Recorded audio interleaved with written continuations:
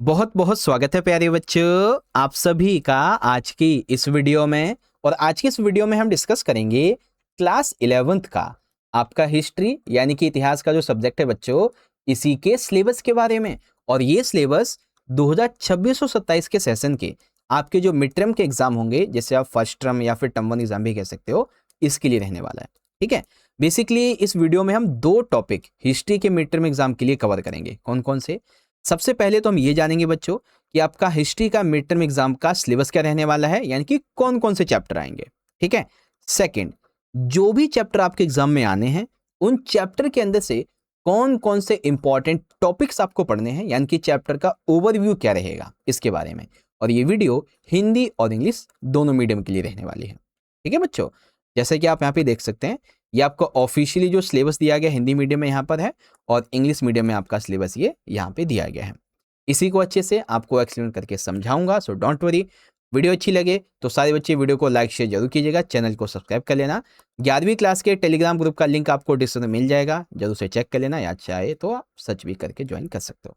बाकी आप मुझे इंस्टाग्राम पे फॉलो मैसेज कर लेना कोई भी डाउट वगैरह हो तो। चलो, सबसे पहले हम हिंदी मीडियम में हमारी जो बुक है विश्व इतिहास के कुछ विषय, इसे निकालते हैं। इसका चैप्टर इंडेक्स आप देख सकते हैं यहाँ पे, विषय सूची ये रही। तो कुल कितने चैप्टर हैं हमारे मिड टर्म के लिए? देखो, सबसे पहले हमें अपना चैप्टर नंबर 1 पढ़ना है, लेखन कला और शहरी जीवन, यानी कि ये रहा हमारा चैप्टर नंबर 1। उसके बाद चैप्टर सेकंड है 3 महाद्वीपों में फैला हुआ साम्राज्य, यानी कि ये वाला हमारा चैप्टर। ओके, चैप्टर नंबर 3 यायावर साम्राज्य, जिसे आप मंगोल साम्राज्य भी कह सकते हो, इसके बारे में। और आखिर में चैप्टर नंबर 4 तीन वर्ग। ठीक है, ये वाला। तो कुल कितने चैप्टर हो गए? ओनली 4 चैप्टर्स आपको रीड करने। कितने? केवल 4। ठीक है, ये देखो बच्चों, ये 4 चैप्टर हैं। चलो, इसी का इंग्लिश मीडियम निकाल लो बच्चों, थीम्स इन वर्ल्ड हिस्ट्री, जिसमें सबसे पहला चैप्टर 1 है राइटिंग सिटी एंड लाइफ, तो हमारा चैप्टर 1 ये हो जाएगा। चैप्टर सेकंड है बच्चों एन एम्पायर अक्रॉस 3 कॉन्टिनेंट्स, तो हमारा ये चैप्टर सेकंड हो जाएगा।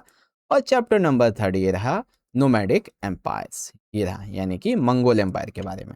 उसके बाद चैप्टर 4 3 ऑर्डर्स, या फिर 3 क्लास भी कह सकते हो, द 3 ऑर्डर्स।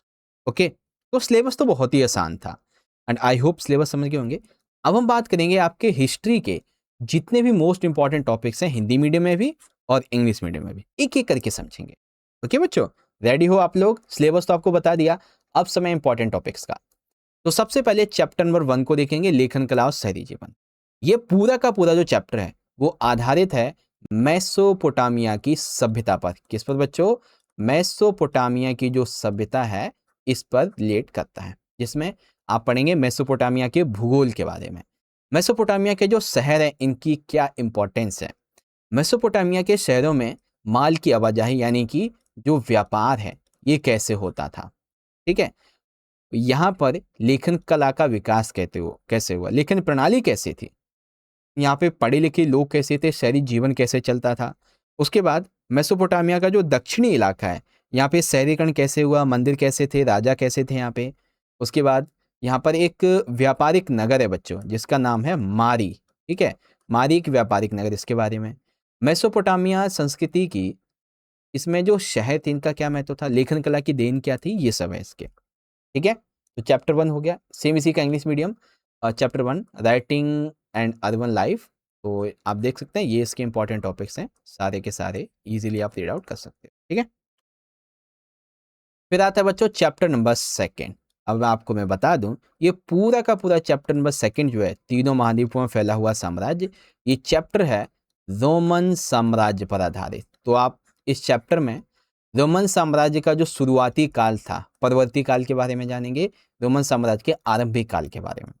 रोमन साम्राज्य में 3वीं शताब्दी का संकट क्या था, रोमन साम्राज्य में लिंग साक्षरता संस्कृति कैसी थी, रोमन साम्राज्य का आर्थिक विस्तार कैसा था, रोमन साम्राज्य में जो श्रमिक हुआ करते थे इन पर नियंत्रण कैसे रखा जाता था, और यहाँ की सामाजिक श्रेणियां कैसी थी, सब कुछ इसके बारे में आप जानेंगे। ठीक है, तो रोमन एम्पायर के बारे में बच्चों आपका, और ये सारे के सारे ये इंपॉर्टेंट टॉपिक्स हैं जिसे आप यहाँ से देख सकते हो। ठीक है, चलो, चैप्टर 3 है बच्चों हमारा यायावर साम्राज्य। अब ये चैप्टर पूरा का पूरा आधारित है किस पर? मंगोल साम्राज्य।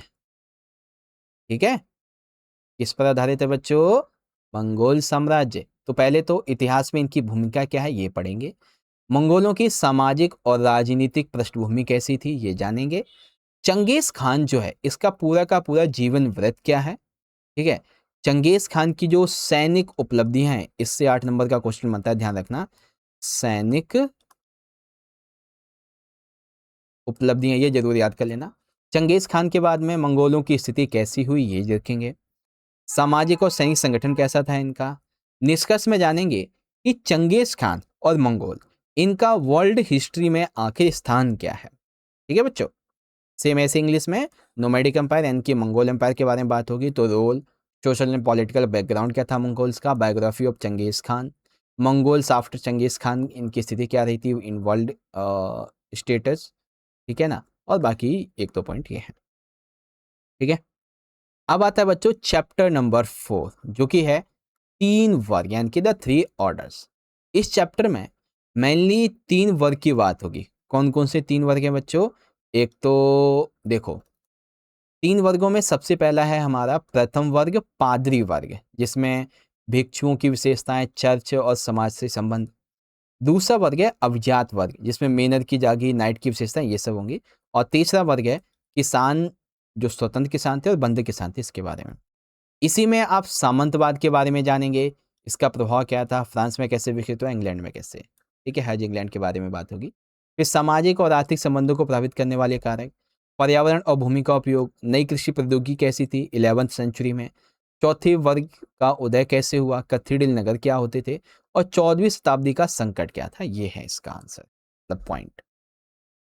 ठीक है, और सेम इसी का इंग्लिश में द 3 क्लासेस या द 3 ऑर्डर्स कह लो। तो इसमें ये सब इंपॉर्टेंट टॉपिक्स हैं हमारे, जिसको आप आसानी से पढ़ सकते हो, अच्छे से रीड कर सकते हो। ठीक है बच्चों, तो कुल मिला के ये हमारे हैं इंपॉर्टेंट टॉपिक्स।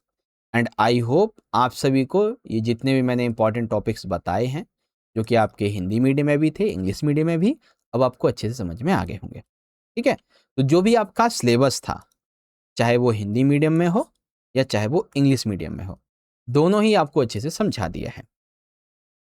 और अब आप सभी बच्चों को आज की वीडियो अच्छी लगी है तो आपको पता है ना क्या करना है। सिंपल सा, इस वीडियो को लाइक कर दीजिए, दोस्तों में शेयर कर दीजिए, कमेंट में अपना फीडबैक बता दीजिएगा मुझे।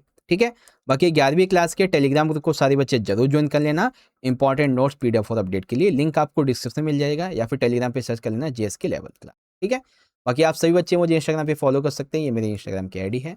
चैनल को सब्सक्राइब करके बेल नोटिफिकेशन को ऑल पे जरूर से सेट करना, ताकि जब भी आपके लिए नई वीडियो आए आप उसको देख सको। ओके, और यहाँ पे आई बटन में आपके मिड टर्म एग्जाम के ऑल सब्जेक्ट के सिलेबस की वीडियोस मिल जाएंगी, तो उनमें से कोई भी अगर मिस हो गई हो प्लेलिस्ट में जाके चेक कर लेना और उसको देख लेना।